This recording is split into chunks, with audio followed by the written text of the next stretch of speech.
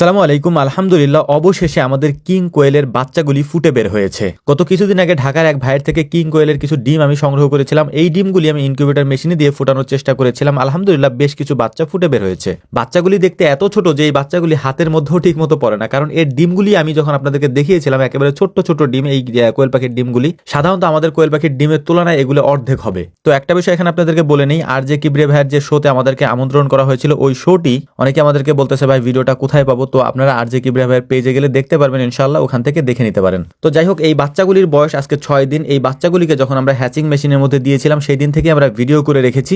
এরপরে মূলত ফোটার দিন ওদেরকে আমরা আলাদা একটা ব্রুডিং সিস্টেম করতেছিলাম, কারণ অল্প কিছু বাচ্চা ফুটেছে। এই বাচ্চাগুলোকে আলাদা একটা ব্রুডারের মধ্যে আমাদেরকে রাখতে হবে এবং আলাদা লাইটিং সিস্টেম করতে হবে। তো এখন যে বাক্সটা দেখতে পাচ্ছেন, এই বাক্সের মধ্যেই হচ্ছে এই বাচ্চাগুলিকে আমরা ব্রুডিং করব। তো এই বাক্সের নিচে আমরা দিয়েছি একটা পেপার, তার উপরে আমরা ধানের তুষ দিয়ে দিব, এর উপরে এই নরম কাপড়টা আমরা দিয়ে দিব, যাতে করে বাচ্চাগুলির নড়তে চড়তে সমস্যা না হয়। কারণ এই বাচ্চাগুলি এত ছোট, যেটা আসলে আমি ভিডিওতে হয়তো আপনাদেরকে বলে বুঝাইতে পারবো না যে কোয়েল পাখির বাচ্চা এত ছোট হয় নাকি, মানে এত ছোট বাচ্চা। তো আমার কাছে মনে হইতেছিল যে এই বাচ্চাগুলি সার্ভাইভ করবে কিভাবে, কারণ এত ছোট বাচ্চা সার্ভাইভ করবে কিভাবে। আর তাছাড়া আমাদের এগুলো সম্পর্কে তেমন একটা আইডিয়াও ছিল না, অভিজ্ঞতাও ছিল না। এই কারণে 6-7 দিন পরে আমরা ভিডিও আপলোড করতেছি, কারণ এটাকে মানে আমরা সার্ভাইভ করাইতে পারবো কিনা এটা নিজেরা দেখার জন্যই মূলত কয়েকদিন পরে ভিডিওটা আপলোড করা। আমরা আগেই করে রেখেছিলাম, কিন্তু আমরা নিজের অভিজ্ঞতা অর্জন করার জন্য, কারণ হুট করে আপনাদেরকে একটা বিষয় বলে ফেললে বা ওই জিনিসটা যদি আপনারা করতে যান সেক্ষেত্রে হয়তো আপনারা একটা বিড়ম্বনায় পড়তে পারেন। এই কারণে আমরা পরিপূর্ণ অভিজ্ঞতা অর্জন করে তারপর আপনাদেরকে জিনিসগুলো বলার চেষ্টা করি। তো যাই হোক, এই বাক্সের মধ্যে আমরা সুন্দর করে লাইটিং সিস্টেম সবকিছু কমপ্লিট করার পর একটা থার্মোমিটার দিয়ে দিব, যাতে করে তাপমাত্রাটা আমরা দেখতে পারি যে কত তাপমাত্রা থাকতেছে আর কি। এবং ছোট্ট একটা আমরা হচ্ছে যে বোতল দিয়ে দেবো, এই বোতলের মধ্যে হচ্ছে ওষুধ পানি যেটা আমরা দেওয়ার, এটার মধ্যে দিব এবং ব্রুডিং এর মধ্যে 10-12 দিন আমরা এখানে রাখবো।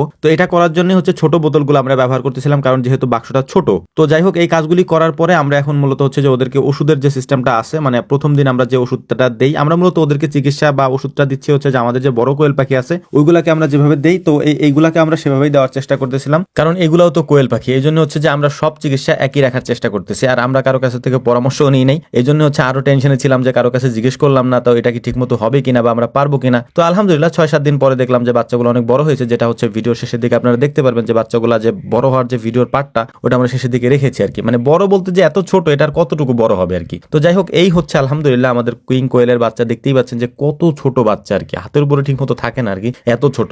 তো এই বাচ্চাগুলাকে আমরা এখন দিয়ে দিব হচ্ছে এই ব্রুডারের মধ্যে, মানে যেটা আমরা বানাইছি এটার মধ্যে দিয়ে দিব। এবং এটার তাপমাত্রা আমরা দেখে নিচ্ছি, আগে থেকেই তাপমাত্রাটা আমরা উঠাই নিচ্ছি যাতে করে এগুলার সার্ভাইভ করতে কষ্ট না হয় আর কি। এর পাশে পানি দিচ্ছিলাম, যে পানির পাত্রটাও মানে ওদের মুখ পর্যন্ত যায় না, তারপরেও যেহেতু ওরা মানে এইভাবে সার্ভাইভ করে, তো ওরা দেখলাম যে খাইতেছে এবং আলহামদুলিল্লাহ সমস্ত বাচ্চাগুলোই সুস্থ ছিল এবং ভালো ছিল আর কি। তো এটা করার পরে এখন মূলত হচ্ছে যে এটা আমরা ঢেকে দিব, মানে এটা ঢাকনা দিয়ে একটু ঢেকে দিব, যেহেতু রাত্রেবেলা একটু শীত বেশি পড়ে, এই কারণে ঢাকনা দিয়ে আমরা আটকাই দিব এবং ওদেরকে আমরা এখন কিছু খাবার দিব আর কি।